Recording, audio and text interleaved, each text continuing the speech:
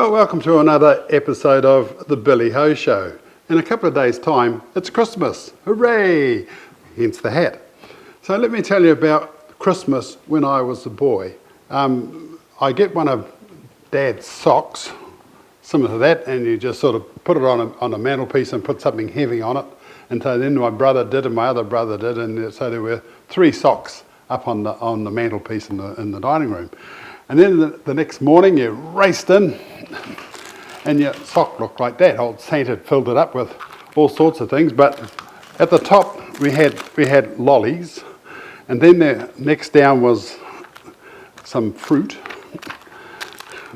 It's an apricot, and a bit further down, and then there was always a banana. So if I get in there, I don't know why bananas were in, but there was always a banana, and then at the bottom there were these things, and I don't know why they put them in, but here we go. Yeah, nuts, and every nut had to be sort of with a nut crusher to get it in, or a hammer, donk, to open them up. But for some reason, we always had nuts in the bottom of our stocking, but everyone required something heavy or a nut crusher to actually open them. So we didn't actually eat our nuts until about lunchtime. We could sort of find something to open them up with. But that's pretty much the contents of the stocking, well, sock.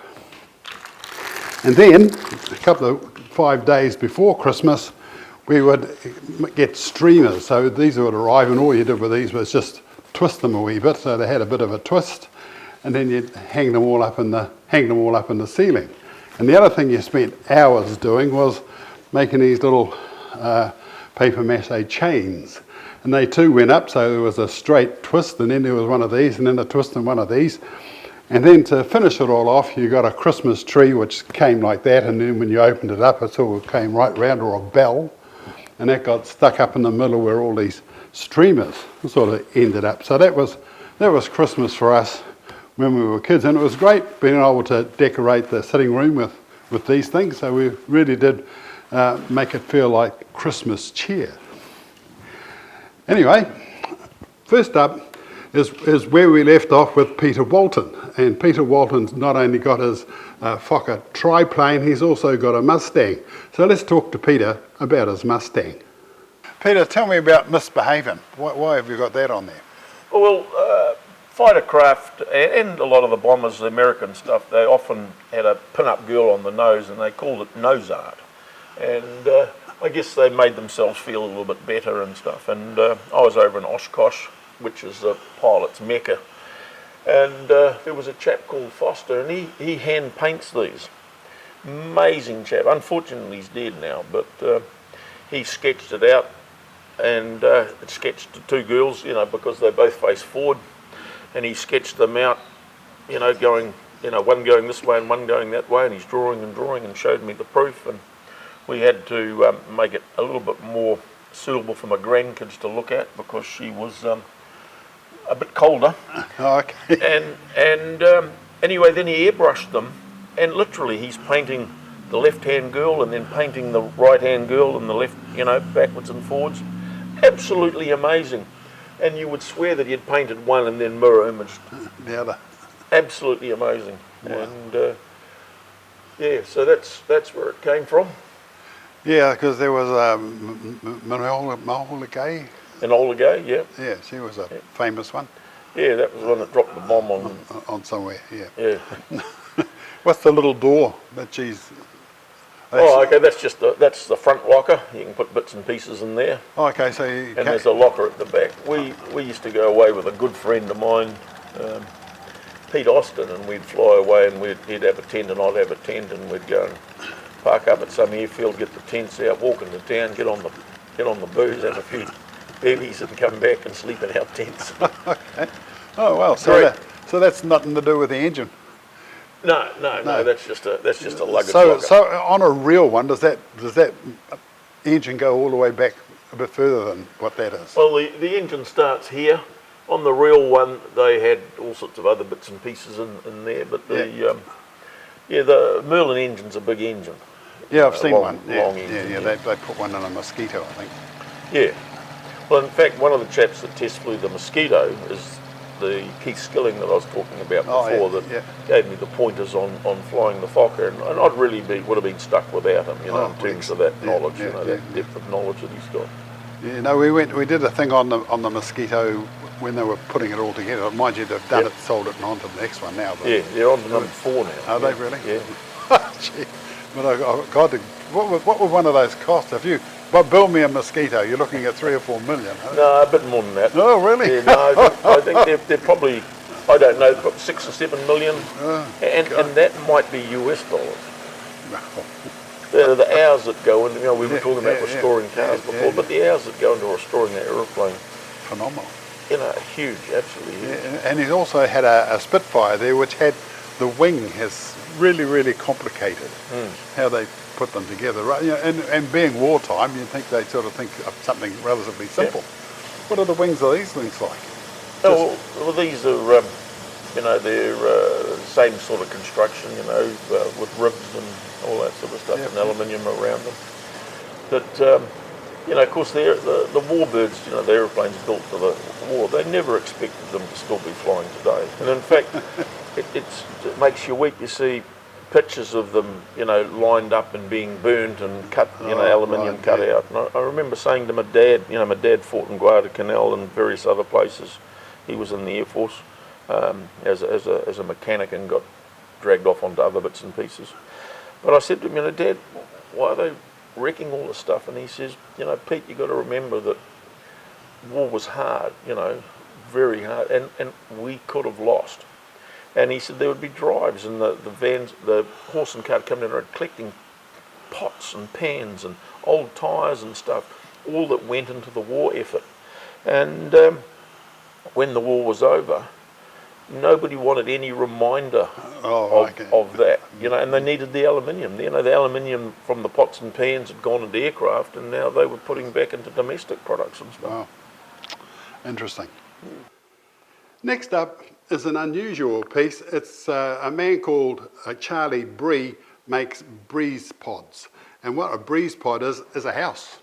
And you can take breeze pods to your section and put them up pretty much by hand. So the whole lot will arrive on a truck, and in 3 or 4 days later, you're living in it.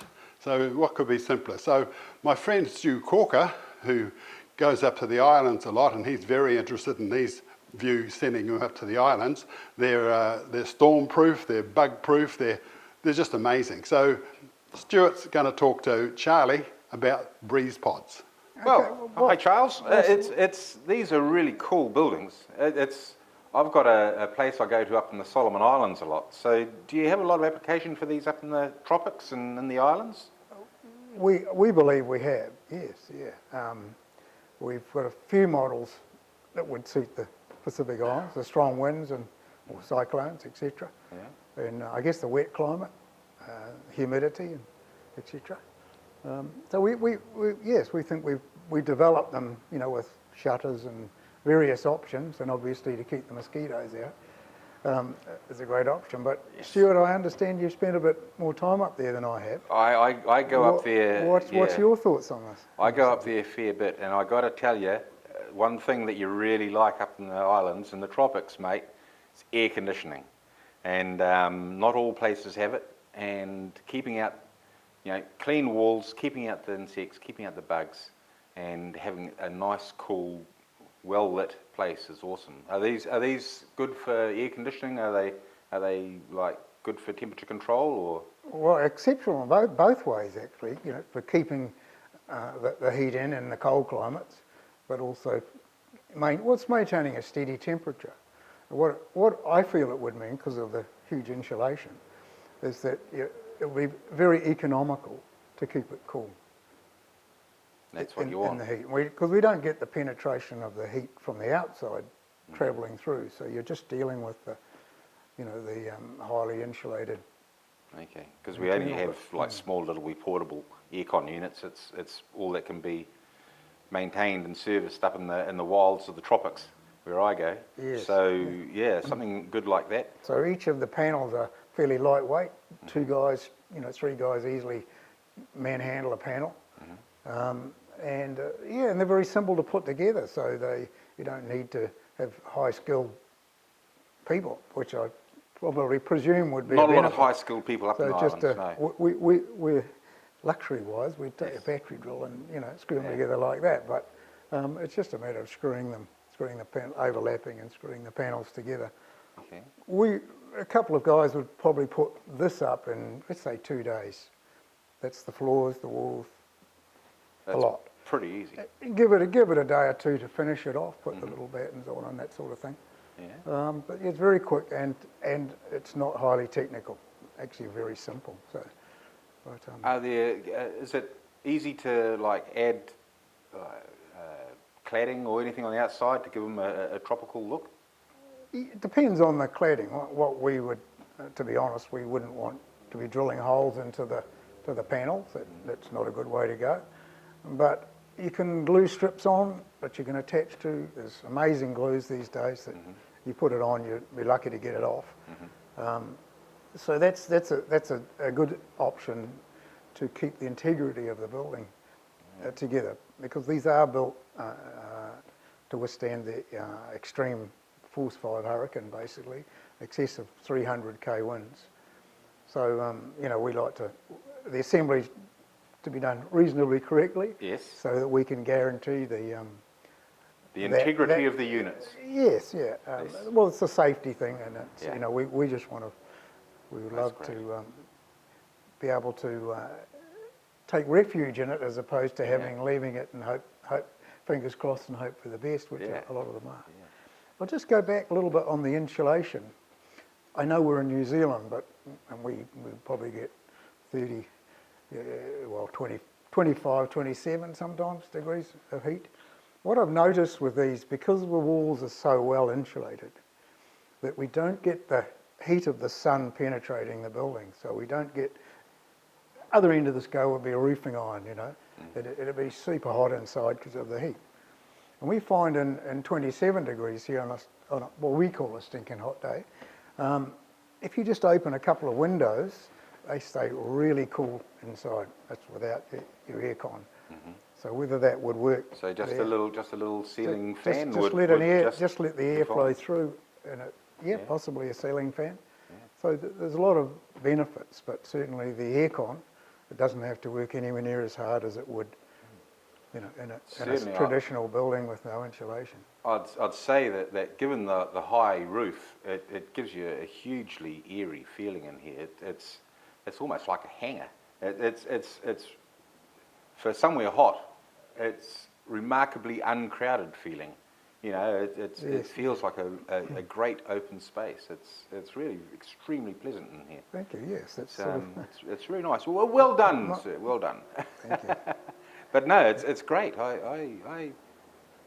I'd love to have one of these as my bungalow up in the Solomon Islands, I can tell you. It would be just fantastic. Well, we're here for you, Stuart. Excellent. Now all we have to do is work on a few of those numbers. All right. Fair enough. The numbers are, what would you say would be a square meterage number? Like $100 a square metre or $200? It varies a little bit. Yeah. But with this double glazed joinery is probably the most expensive component. I'd say single component, but that makes a big difference to the end price a little bit. So, and of course the end wall that we put in is steel, welded steel structure, and that's because we want to maintain the high wind zone level. So these have all been tested by engineers. They tried to destruct them, etc. So that's all part of it. So there's a bit of a cost. So with this model, with this kind of joinery, we're New Zealand, we're 1,100 a square metre. Okay. Yeah, well, I think another important fact that comes to mind when we're talking about salt air and those sort of island conditions is that we have no metal in the building that can rust or corrode, and that's a major, because every building I've seen with iron and stuff is the salt plays havoc with it. So we've got a major some major benefits that are quite subtle, and once you get into it and you add them up, it's very important that we. Now you also have little ensuite units as well that can be bolted onto the side of these so that you don't impact the internal structure. They're quite cool. Now they've changed the laws so you can have a 30 square metre construction on your property without having to permit it. Man, that's like half of this building is your 30 metre construction. That's right. You know? So it's a huge benefit to have something. And I think the fact that we can pick it up and take it away at any stage should give, it's not a permanent sort of... Yeah. And move it. I mean, if you want to move its location, pick it up. Well, if the bugger hasn't mowed the lawns for the last 3 weeks, you just pull the shed over there and let the cows in it. That's right, yes. It's got all the answers. No, it's great, Stuart. Actually, it's really, really good to have your input into what our thoughts have been and our planning, because you've actually had, years of practical experience there. I've certainly picked up what it's like to be in the islands and have, dubious standards of accommodation, let's put it like that. And I do pick up on what you're saying about me being, right about everything because, I am. It's a guy thing, I'm sure you can relate, we're always right. You're pretty stubborn too, Yeah, it's not stubborn, we're just right. Stick at these things to get them, get them to come to fruition, really. Yes, so Yes. next time anyone's questioning you, just tell them that I said that you're right, and you do the same with me. Very good, that sounds good, yeah. Right now, well, back to you, Bill. Well, there you go. That's Stu's take on this whole process. And Charlie, how do people get hold of you? On our website, You've got a website, there it is, folks. Yeah. Have you got a Facebook page? We do, we have a Facebook page. There it is too, folks, and you've got a contact number, there it is as well. Yes. So no reason why you can't get hold of Charlie. Come and talk to him about these marvellous modular pods, 30 metres, square metres, and you're living in it day after tomorrow. Amazing. Good on you, Charlie. Thank you very much. Thank you. Yeah, wonderful. What I've got here is a copy of Talking Trucks. This is a book I wrote a couple of years ago, and it's the history of New Zealand trucking. And it's all from the programs that I did between 2013 and 2016. I'm going to let this go for $25. So it's a special. Father's Day is coming up, Christmas is coming up. So if you'd like your copy, there's my phone number, 027 277 0717. Just send me a text or email me, billhoheper@extra.co.nz to get your copy. $25 and the history of New Zealand trucks. The second Wheels at Wanaka event is on this coming Easter in 2021. And that's on Saturday and Sunday, the 3rd and 4th of April.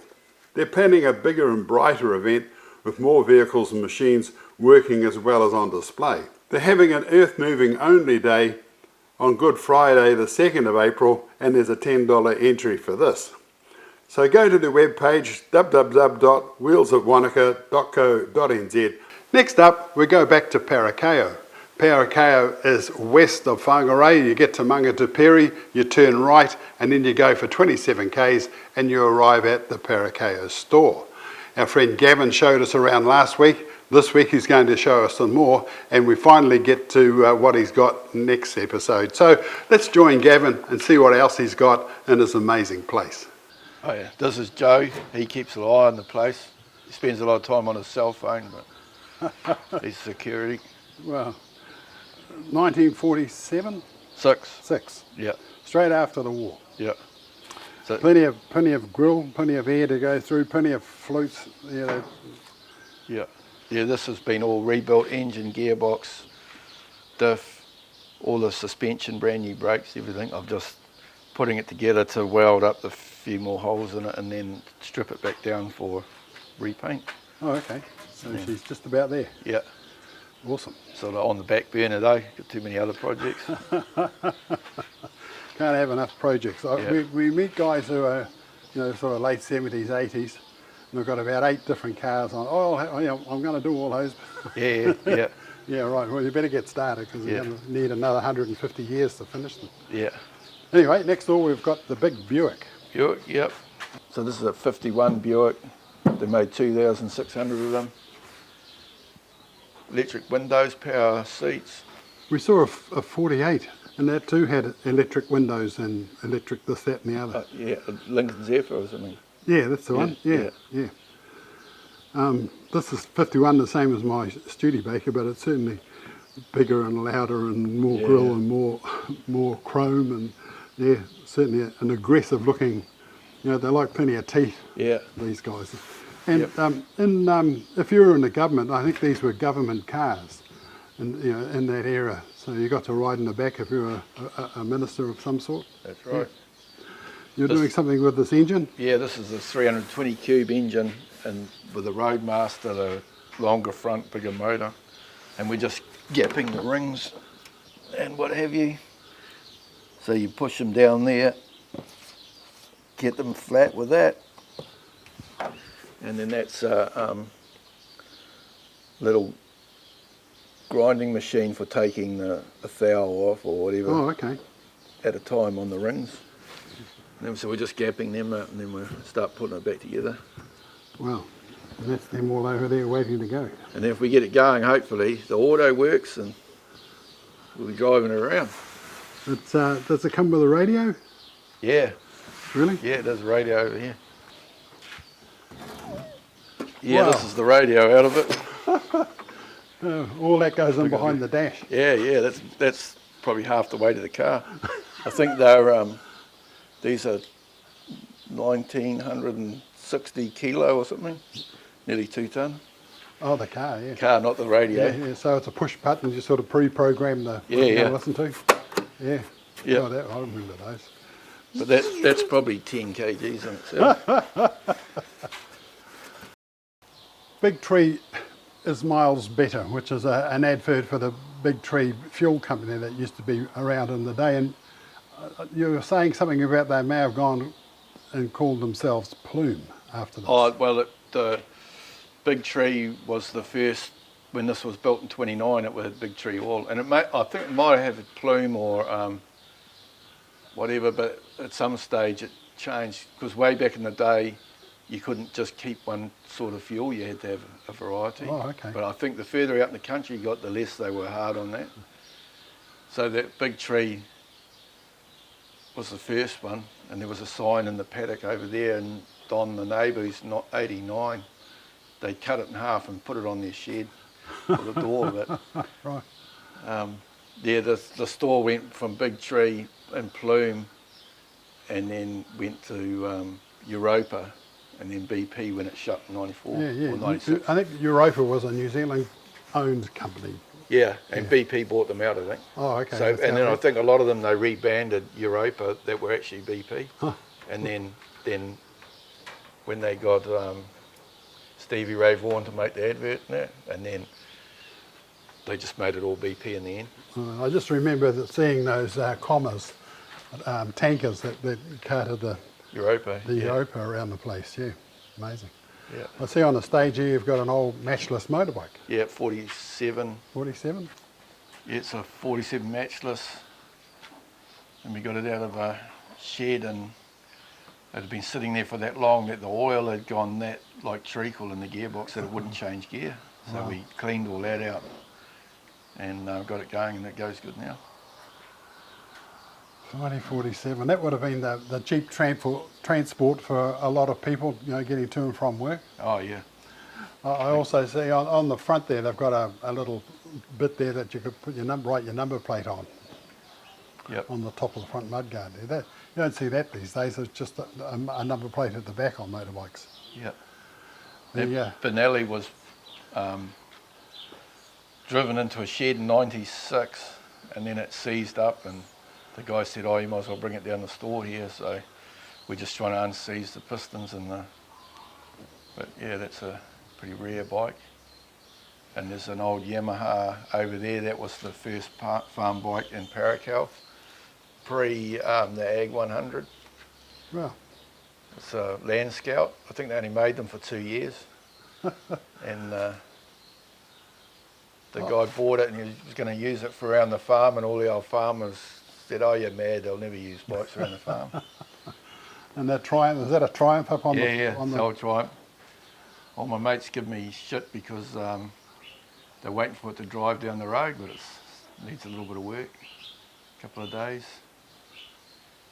They have that going in a couple of days. Yeah. Yeah, no, good on you. Yeah. Yeah.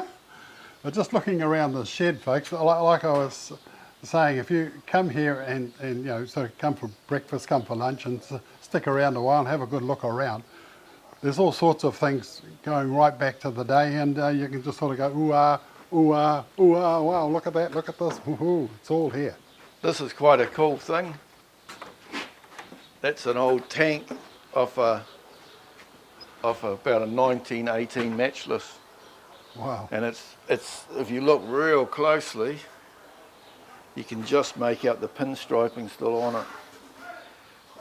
And yeah, real old. Have you got the rest of You it? know? No. So I'm looking for a 1918 matchless, but you know. I'm sure somebody's got one somewhere, yeah. This from Whangamatā, it was off the Whangamatā tow truck. I just see there's a you put a cranker onto that and Yeah. crank and crank it up. Yeah, it's got the cranker, yeah. Oh, there it is. It's, That way's it. you got to watch it though, because I was doing this the other day, and I had it like this, and my big hairy mate grabbed the chain, and this thing come around and just about knocked me out. God. But yeah, you turn it and crank it up. That one lifts the boom, Yeah. and then this one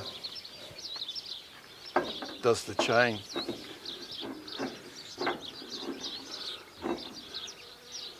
If you go to the other side, Oh, because okay. I had to grind it down to make it fit. Yeah. Because this is actually off the worm drive hoist on that old Bedford. Oh, okay. Yeah, so I just made it to fit that. Wow. There's a man called Nick Petrisevich who lives up Awanui way, who's got a similar truck that's sitting out the front of his property. And on the back for his winches, he's got GMC winches from the war. And they're all geared to various speeds. Yeah. And so when he professes to able to get anybody unstuck from anywhere, he's right on the button, because he can reduce the speed down so that the winch is pulling really, really, really slow, and you can see what he's pulling sort of slowly coming out of the murk. And he was telling me a story about a bus got stuck on 90 Mile Beach, and this great big huge tow truck turned up and he couldn't shift it. Yeah. And so he turned up with his Chev, Yeah. tied the front to a lamppost, and when he went up, the whole thing went dong in the air, and he's on the back with his reduced gears and got this bus out, going at about this fast, and you can see the bus slowly coming out and all the crowd. That's the longest Chev in New Zealand. Yeah, I suppose I would have stretched it a wee bit, but anyway, he had all the gear for all the jobs. Yeah. And good on him. He's legendary around these parts, actually. Oh, is he? Was towing. I've heard tons of stories about what he's pulled out. Yeah, so he must be about 93 or 94 now, Nick. Yeah, no, he's a great guy. Anyway, I just see on the front there that somebody's put another windscreen in somehow. Yeah. Yeah. Yeah, well, this is old wooden framed ex-army truck, so I think I've got to redo the doors because the wood's starting to rot out on it. Right. But it runs this and drives with towed stuff with it. Awesome.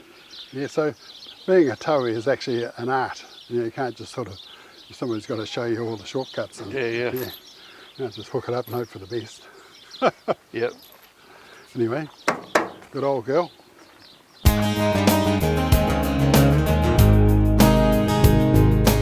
Well, that's our show for this week. We hope you enjoyed it. And there's only one thing left to do, is to wish you all a Merry Christmas. So from Linda and I, we wish you a Merry Christmas. We wish you a Merry Christmas. We wish you a Merry Christmas and a Happy New Year. Hooray!